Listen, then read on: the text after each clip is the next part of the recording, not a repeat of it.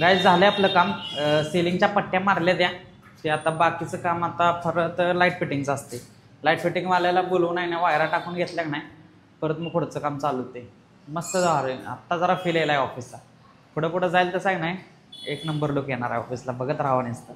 मित्रांनो, आज आता तिसरा दिवस आहे. आज ऑफिस चालू केलं आहे बांधायला आणि त्याचं मटेरियल आलं आहे आज. मटेरियल म्हणजे वरचं सिलिंगचं आहे नाही, सिलिंग करायचं आहे, त्याच्या पट्ट्या मारायच्या आहेत आज.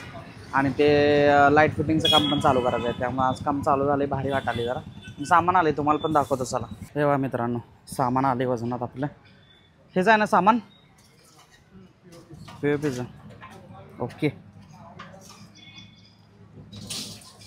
किती शीट आहे त्या? 13 13 शीट आहे त्या.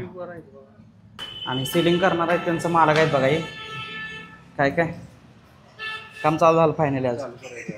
आज होईल काय पट्ट्या मारून? हां, मग झालं, मग काही विषय नाही. बघा सामान पट्ट्या आल्या त्या. पट्ट्या जोरात आहे त्या. स्टीलच्या पट्ट्या असतात त्या, त्यामुळे स्ट्रॉंग काम होतं एकदम भारी.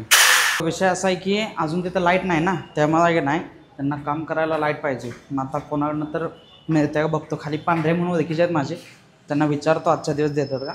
परत मग ठरवायचं तर नवीन मीटर घालायचं का साईड मीटर कोणाचं घ्यायचं. तर गाईज फायनली आपलं काम चालू झाले. पट्ट्या मारायचं चालू आहेत सिलिंगच्या.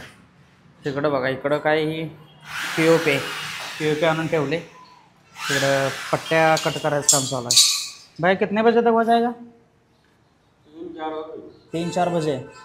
ओके, इकडे पट्ट्या कट करून ठेवल्या ते 4 वाजता होईल असं म्हणते ते. झालं आपलं काम. सिलिंगच्या पट्ट्या मारल्या द्या.